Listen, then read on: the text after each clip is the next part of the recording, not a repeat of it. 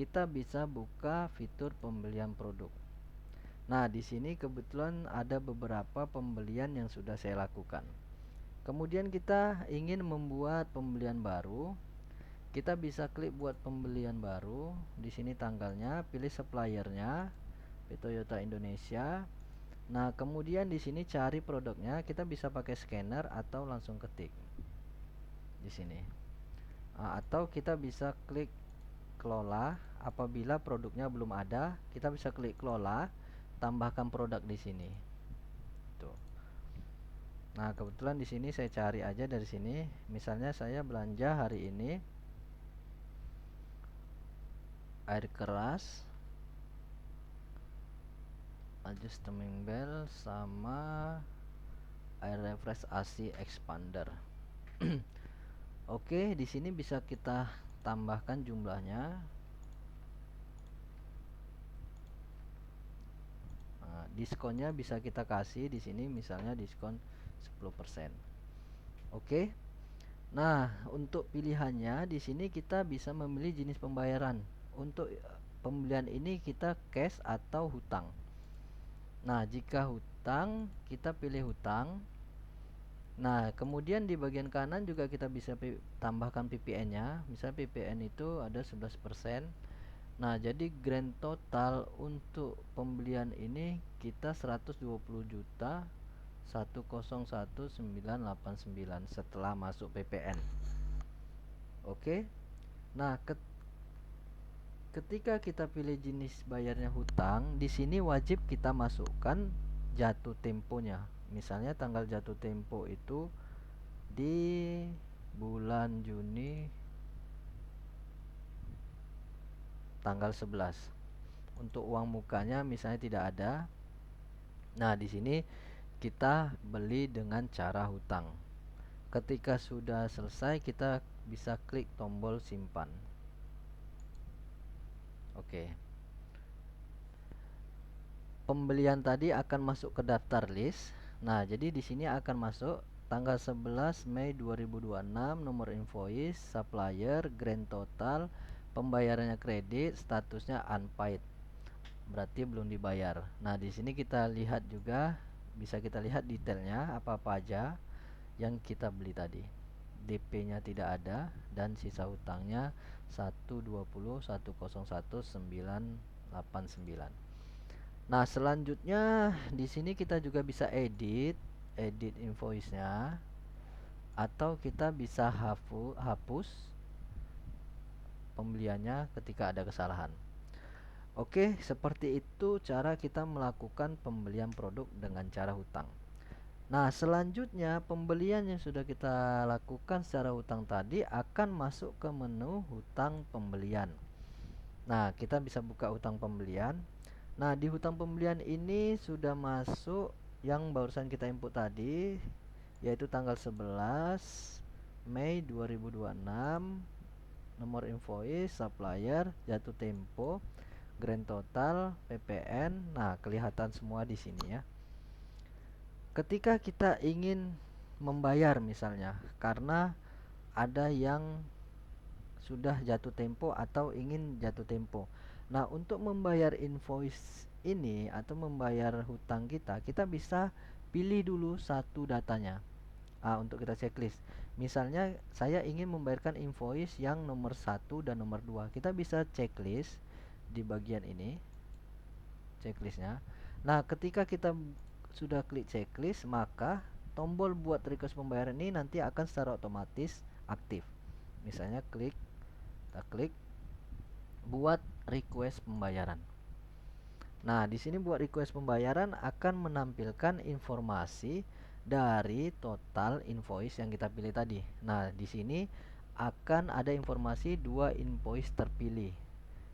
Dua invoice yaitu invoice yang INP PB 202605020001 dan invoice yang satu juga ada di sini. Nah, jadi ada dua invoice, totalnya itu yang mau kita bayarkan Rp603.908. Nah, kemudian di sini catatannya bisa kita tambahkan pengajuan pembayaran invoice. Oke, kemudian kita buat request di sini. Sip. Nah, ketika kita sudah buat pengajuan invoice, otomatis di hutang pembelian ini sudah hilang. Sudah tidak ada lagi dua invoice yang kita lakukan tadi. Dia akan pindah ke laporan pengajuan pembayaran hutang. Jadi kita buka di sini pengajuan pembayaran hutang. Nah, di sini akan tampil pengajuan hutang yang kita ajukan tadi. Nah, di sini ada dua tab, yaitu pengajuan pembayaran hutang dan riwayat pengajuan pembayaran hutang. Nah, di sini kita lihat ada nomor requestnya, tanggalnya, total invoice 2, nilainya, statusnya pending. Nah, di sini untuk kelola ada dua, detail dan batal pengajuan atau bayar. Nah, kalau kita lihat detail, nah kita bisa lihat review isi dari invoice yang ingin dilakukan pembayaran. Kemudian kita bisa klik batalkan pengajuan. Nah, ketika kita klik batal pengajuan, maka nanti secara otomatis request ini akan pindah ke hutang pembelian lagi. Oke. Nah, ketika ingin kita bayar di sini, kita wajib memilih tanggal pembayaran, akun bank dari mana dia sumber uang yang untuk membayarkan invoice tersebut. Ini kita pilih, kemudian di sini kita buat catatannya. Oke, di sini langsung saja, misalnya saya ambil dari kas B Bank misalnya. Terus catatannya. Nah, di sini secara otomatis kas bank langsung menampilkan saldo dari akun bank tersebut. Nah, di sini akan kelihatan saldonya ketika kita pilih bank. Terus kita pilih kas transaksi, akan muncul saldonya. Bank BNI, Dana, dan yang lainnya. Misal ke Bank BNI yang saldonya 539671. Oke, pembayaran selesai. Oke, kita bayarkan. Sip. Nah, ketika di sini sudah selesai melakukan pembayaran, maka akan pindah ke riwayat pengajuan pembayaran. Nah, di sini sudah lunas, kita lihat detailnya. Oke. Nah, seperti itu fitur dari pembelian. Oke.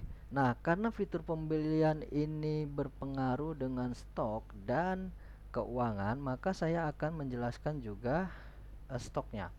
Tadi kita melakukan pembelian, kemudian kita bisa lihat informasi stok di sini. Adjustment ini tadi udah kita beli, nah sekarang bertambah jadi 200. Air keras jadi 200 dan air fresh expander bertambah jadi jadi 100 yang ini kita beli tadi. Dan dimutasi stoknya.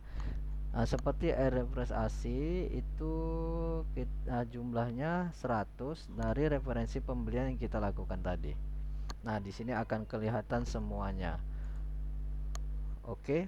Nah, kemudian untuk pembayaran hutang tadi akan mempengaruhi ke laporan keuangan. Nah, kita bisa lihat di sini laporan keuangan, kita bisa lihat mutasi kas. Nah, di mutasi kas di tanggal 11 sekarang itu langsung ketahuan. Nah, total keluarnya 600 juta, selisihnya jadi 600.676. Oke, jadi saldonya seperti ini. Nah, itu untuk kas kita pilih per rekening. Tadi per rekening dia ke Bank BNI. Nah, BNI sekarang jadi minus 549.951 karena ada pembayaran keluar itu sebesar 600 juta untuk membayarkan invoice kita ke supplier. Kemudian saya tunjukkan juga di transfer di saldo rekening. Nah, saldo rekening di sini langsung Bank BNI dia minus 549. Kemudian jurnal umum. Nah, jurnal umum ini langsung terbuat juga secara otomatis. Jadi untuk di sini status sumbernya pembelian, referensi, akun. Nah, itu langsung hutang dagang, posisi debit, BNI ada di kredit. Kemudian di sini ada pembelian yang kita lakukan tadi, persediaan kita bertambah, PPN masukkan dan hutang dagang kita ada di kredit. buku besarnya juga sudah otomatis terbuat. Nah, buku besar, nah seperti ini kayak Bank BNI itu kredit 603. Nah, sekarang itu jadi saldonya minus 549. Itu buku besar. Neraca saldo juga pastinya akan secara otomatis terbuat, dan debit kredit ini sudah pasti akan balance. Nah, di sini fitur neracanya sudah terbuat semua. Yang tadi kita lakukan itu ada di Bank BNI, kreditnya 603. Nah, kemudian hutang dagang di sini juga langsung secara otomatis 729 naik. Selanjutnya kas juga secara otomatis sudah terbuat. Arus kas ini misalnya dari tanggal 1, nah ini kelihatan semua. Total kas keluarnya 600 juta, total kas masuknya 869. Oke, di sini secara otomatis juga ada terbuat, dan laba ruginya juga otomatis di sini terbuat. Di laba rugi ini juga ada dipisah antara pendapatan penjualan dan pendapatan servis. Oke, nah seperti itu dari fitur pembelian. Jadi pembelian itu rentetannya akan banyak ke stok, ke keuangan, dan ke laporan hutang supplier.